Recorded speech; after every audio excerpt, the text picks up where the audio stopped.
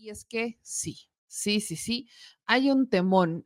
Hoy en la mañanera, un reportero, si no estoy mal, sueco, le pregunta a la presidenta si no le tiene miedo a Trump. La respuesta de la presidenta fue épica, porque no fue solamente un no, no le tengo miedo, sino fue un casi, casi y que le eche crema y que le eche aguacate a sus medidas. Pero de esta respuesta que da la presidenta, primero, reconocer, aquí sí se reconocen cuando las cosas se hacen bien. La neta, tenemos mucha presidenta. Porque no solamente es una narrativa política, no solamente es la manera en la que respondió la presidenta de México, sino es el compromiso que tiempo después, en el mismo día, viene acompañado de un Donald Trump prácticamente, vaya, no es la primera vez, pero elogiando a la presidenta de México, sino que también diciendo, yo nunca aprendo nada de nadie, pero un día hablé con Claudia Sheinbaum, presidenta de México, y para Catelas. Siempre que sí, aprende algo de alguien y ese alguien fue la presidenta de México. Así que vámonos por partes. Empiezo justamente con la respuesta que da la presidenta, donde dice, no, no le tengo miedo. Colocar soldados americanos en territorio mexicano. ¿Tú no tienes miedo de Trump? No. ¿No? Tengo un pueblo que me respalda. Cuando uno tiene la certeza y la convicción y sabe cuáles son sus principios, ¿por qué uno va a tener miedo? Pero además,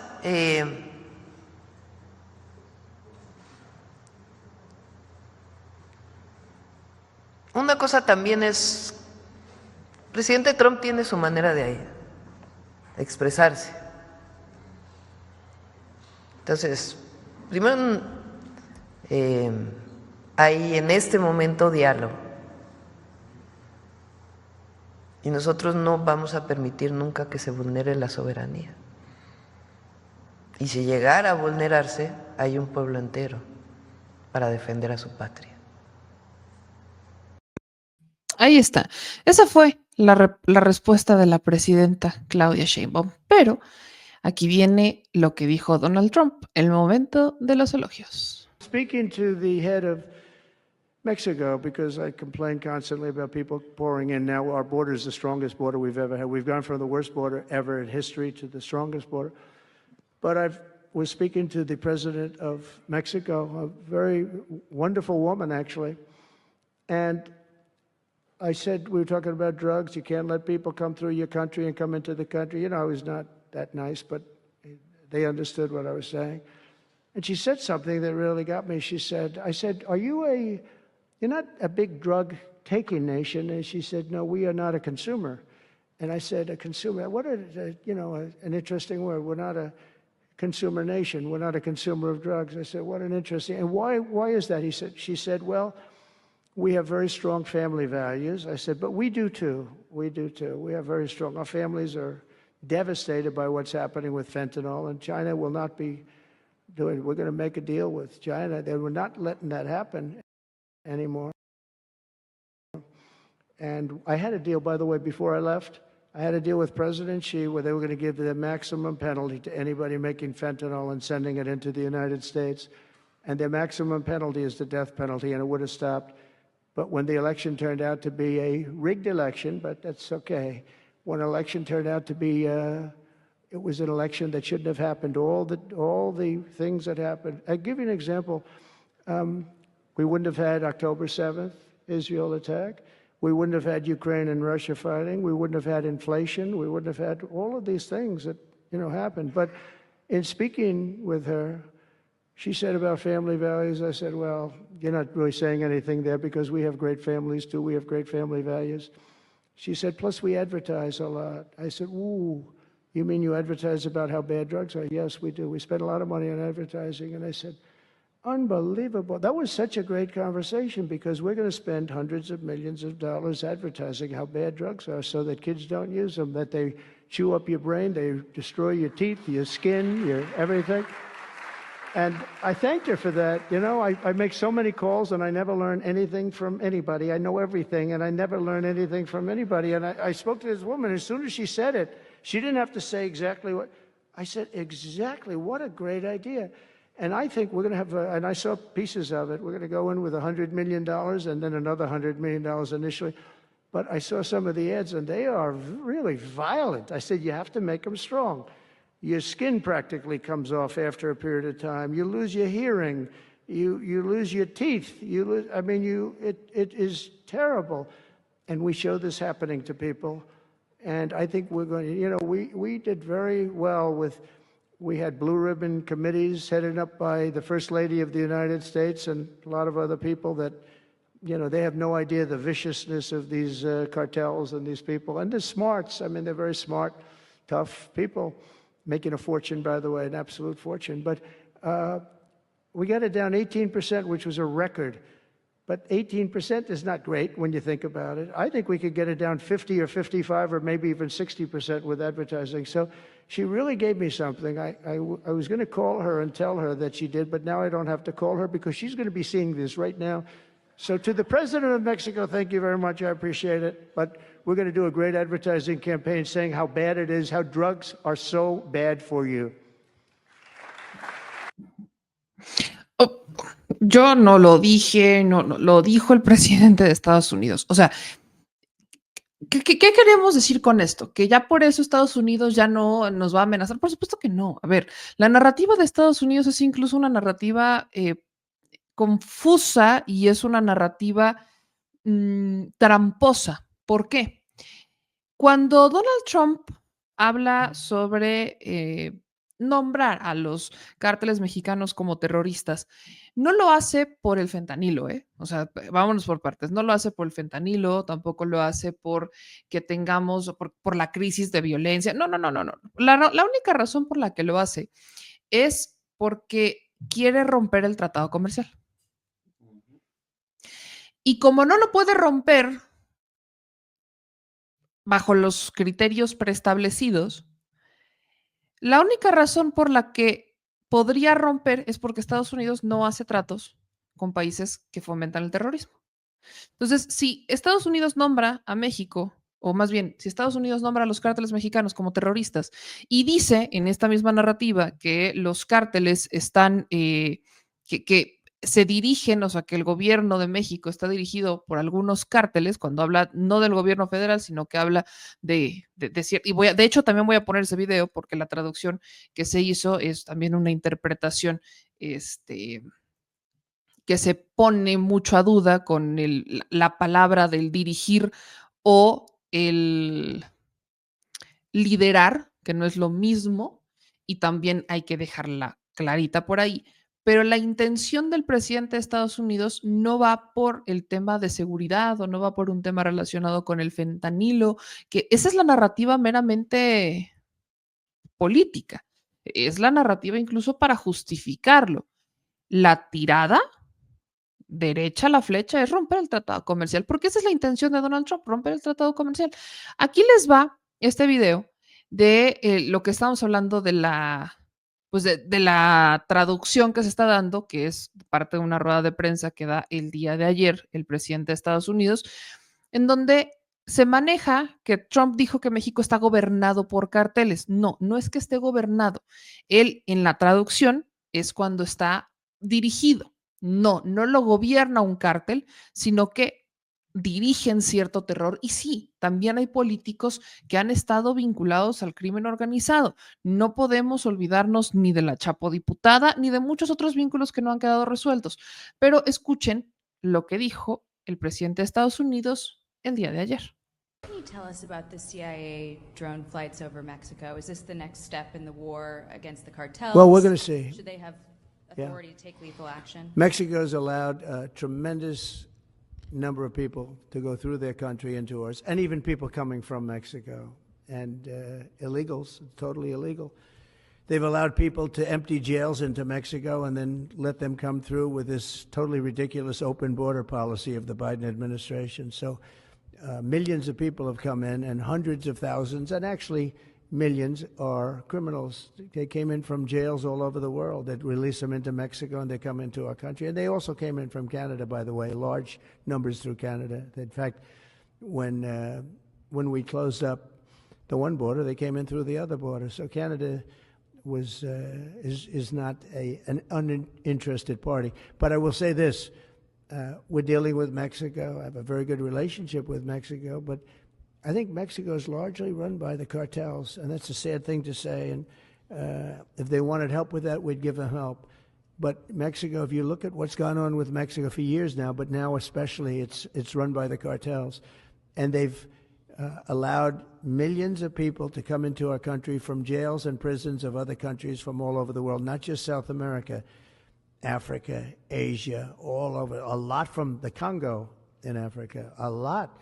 They opened their jails, they came in through Mexico, and we have some of the worst criminals coming in from the Congo and other places. So it's not just South America, and it's not just Venezuela, but they opened their jails. And you know the crime rates in Venezuela and other places all over the world has gone way down. You know why? Because they've given us their prisoners, they've given us their drug lords and their gang members, and it's hard to believe that we accepted this. It's hard to believe that we allowed open borders, and we're taking in, hundreds of thousands and millions of people coming in from all over the world that are absolute stone-cold criminals. In fact, 11,088 murderers, and many of those people have murdered more than one person. Why are they giving us these people, and why are we taking these people under Biden? You had a border czar that never went to the border. Happened to be a vice president, never went to the border, never called the border people. I call them all the time. I speak to them all the time. But here's the good news. We have the most secure border we've ever had right now. As secure and even more secure than I had it 4 years ago. Ahí está un poco. Y aquí venía también la traducción en español en la parte de abajo, pero si no lo alcanzan a ver porque va un poquito muy rápido, aquí lo voy a leer para ustedes. Dice primero Trump que tratando con México, dice, creo que México está dirigido en gran medida por los cárteles y eso es algo triste de decir. Si querían ayuda, les daríamos ayuda, pero México, si miras lo que está pasando en México desde hace años, pero especialmente está dirigido por los cárteles y han permitido que millones de personas entren en nuestro país de cárceles y prisiones de otro mundo, de todo el mundo, no solo de América del Sur, de África, Asia, en todo el mundo, desde el Congo, en África. Muchas veces abren sus cárceles, entraron por México y tenemos algunos de los peores criminales que vienen del Congo y en otros lugares, así que no solo América del Sur y no solo es Venezuela, pero abren sus cárceles y, ¿sabes? Las tasas de criminalidad en Venezuela y otros lugares y todo el mundo han bajado mucho. ¿Sabes por qué? Porque nos han dado sus prisioneros. O sea, ¿a qué quiero decir con esto? Que, para empezar, volvemos a hablar de una ignorancia, porque nadie está abriendo sus cárceles para sacar a sus criminales y que entonces lleguen a Estados Unidos y pasaron por México. Así no está ocurriendo. Trump está justificando, incluso vean, que las tasas de criminalidad en Venezuela han bajado porque los que estaban presos ya se fueron y ahora son los que están allá. Y esa es la misma narrativa, ¿no? Es una narrativa muy política de Estados Unidos de decir los migrantes son los criminales, pero eso no es cierto, porque incluso vámonos al tema con el que, por eso lo pongo un poco de ejemplo. Lo quieren tal cual justificar en una narrativa política, pero en los hechos es otra cosa completamente distinta. Con la narrativa política, Trump justifica las medidas, las imposiciones, los aranceles y los decretos, diciendo que aquellos que entran son criminales que dejaron salir de las cárceles de otros países, están entrando y que ellos están traficando con el fentanilo. En los datos duros, el Cato Institute reporta que el 98% de las personas que han sido detenidas y sentenciadas en Estados Unidos por el tráfico de fentanilo son estadounidenses, son ciudadanos estadounidenses, no residentes, no migrantes indocumentados, no personas con visas de trabajo temporal o de turista, no, son ciudadanos estadounidenses. ¿Eso qué quiere decir? Que lo que dice Trump es falso. O sea, la narrativa es una, pero aquí el dato mata el relato. ¿Y con qué datos el Cato Institute saca esto? Con los propios datos del sistema gubernamental de Estados Unidos. Entonces, dato mata relato, pero esto es una narrativa política. ¿Por qué si tienes una narrativa política? ¿Qué quieres lograr con esa narrativa política? Una guerra psicológica, una que los medios de comunicación confabulen a tu favor. ¿Para qué? Para lograr solamente algo que quiere Estados Unidos, romper el tratado comercial. Lo ha hecho. A ver, volvemos a la narrativa política. En los hechos, ¿cuántos migrantes están cruzando por este momento? Han bajado las cifras, porque México, con los programas que está llevando a cabo, con la implementación de medidas en las ambas fronteras, sur y norte, lo que está logrando es que no estén cruzando, porque el CBP One también funcionó, porque fue un programa emergente, sí, de la administración de Biden, que les daba un proceso legal para poder ingresar a Estados Unidos, terminaban permaneciendo en México, pero iban y entraban de manera regular. Él lo retira. Es Trump el que retira esto. ¿Para qué? Para generar crisis. No es la primera vez que Trump recurre a estas crisis con tal de generar algo que de manera económica. Entonces, Trump quiere justificar la imposición de aranceles diciendo que México no está haciendo el trabajo con el tema de fentanilo. México ha hecho un decomiso de drogas, incluyendo el más histórico decomiso de fentanilo en México, y hemos decomisado más de 102 toneladas. 102 toneladas. Hay una detención de 12,000 personas. Hoy en México, particularmente, el secretario de Seguridad, Omar García Harfuch, habla de cómo cae uno de estos personajes que es clave para la operación financiera de el cártel de Sinaloa. Bueno, ya no es cártel de Sinaloa, sino el cártel de los Chapitos. Habla de esa otra detención. O sea, se están realizando detenciones más. A ver, la semana pasada hablábamos de 11,000, hoy ya hablamos de 12,000 detenciones. Estamos haciendo el trabajo. Ok, para Estados Unidos, no, estamos haciendo el trabajo por y para los mexicanos, porque es una responsabilidad del Estado mexicano, porque es algo que tenemos que hacer. Pero eso, ¿qué quiere decir para Estados Unidos? Que Estados Unidos no tiene los datos, no tiene el con qué justificar las medidas que quiere poner, pero las quiere poner. Entonces, no puedes con el tema de los migrantes, porque en los hechos México está haciendo el trabajo y no están entrando los migrantes que dices que están entrando. En narrativa lo dices. 2, en el tema del fentanilo, México está haciendo el trabajo.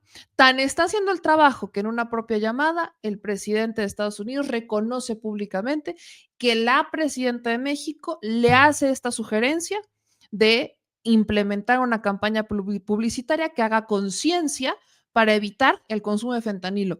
El propio Trump elogia a la presidenta de México diciendo: yo nunca aprendo nada de nadie, pero entonces hablé con Claudia Sheinbaum y le tengo que agradecer porque me dio esta idea y sí la vamos a implementar, y anuncia una inversión de más de $100 millones para esa campaña publicitaria. ¿Para qué? Para hacer lo que ya se está haciendo en México. Entonces, ¿es un tema del fentanilo? ¿Estamos haciendo o no el trabajo? Sí. ¿Tienes los datos para seguir amenazándonos? No. Vámonos al tema de los aranceles. Sigue Trump diciendo, en particular, cuando habla del impuesto para el acero y aluminio, que México ha sido muy mal agradecido por las armerías. Ok, pero ¿quién es el que importa más? ¿Quién le vende a quién en materia de aluminio y acero? Es Estados Unidos el que le vende a México. Entonces, si Trump implementa este impuesto este arancel para el acero y el aluminio, ¿a quién le va? ¿A quién le va a pesar? Le va a pesar a Estados Unidos, lo van a vender más caro. ¿México lo va a comprar? No, México va a buscar un plan B. Ahora sí que mis regios pónganse a chambear, mijos. Pero vámonos por un plan B. ¿Qué es lo que va a pasar? ¿Quién es el afectado? Trump. ¿Qué es lo que le queda? ¿Qué es lo que le queda a Donald Trump para tumbar el tratado comercial? Declarar a los cárteles terroristas. Pero también se da un balazo en el pie. O sea, es otra. ¿Quién les da las armas a estos cárteles, a los que ellos quieren llamar terroristas? Estados Unidos. Lo peor del caso es que no es la primera vez. O sea, Estados Unidos tiene un juego doble eterno. Estados Unidos declara a los terroristas, pero es Estados Unidos quien arma a todos los terroristas del mundo. En el caso de México, ¿por qué es complejo? ¿Por qué estamos evidenciando lo evidente? Somos frontera, y no solo somos frontera, tenemos evidencia. Hay una demanda que fue interpuesta por Marcelo Ebrard cuando fue secretario de Relaciones Exteriores y que se le está dando seguimiento de cómo son las armerías las que están armando a los narcos. Y tenemos antecedentes como la Operación Rápido y Furioso de la administración de Felipe Calderón, que es el ejemplo que usa el propio Donald Trump cuando habla del vínculo criminal y gubernamental. Ponen de ejemplo a Genaro García Luna de la administración de Felipe Calderón, su secretario de Seguridad.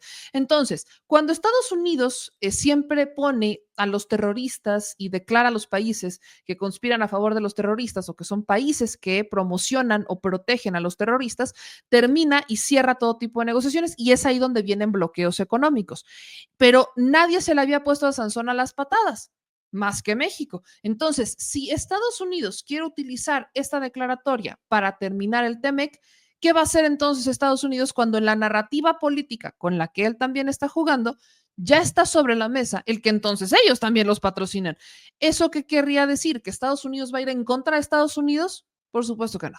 ¿De qué se trata esta declaratoria? Vamos a ver este pequeño resumen.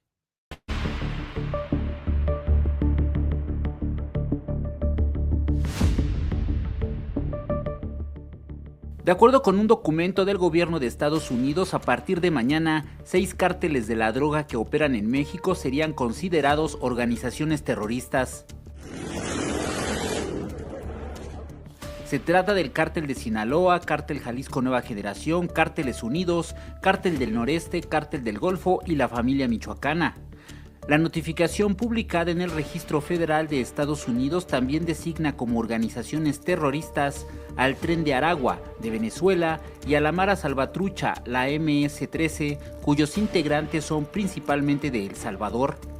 La designación de un grupo terrorista se da cuando el gobierno de Estados Unidos considera que estos representan un riesgo para su seguridad nacional, su política exterior y sus intereses económicos. Esta designación es parte de la orden ejecutiva firmada por el presidente de Estados Unidos, Donald Trump, el 20 de enero pasado. En dicho documento, Trump asegura que los cárteles introducen miles de toneladas de marihuana, cocaína, metanfetamina, heroína y fentanilo a su territorio. Usualmente este tipo de designaciones implican una serie de acciones para bloquear y estrangular financieramente a organizaciones criminales, sus integrantes y ciudadanos estadounidenses que funjan como socios.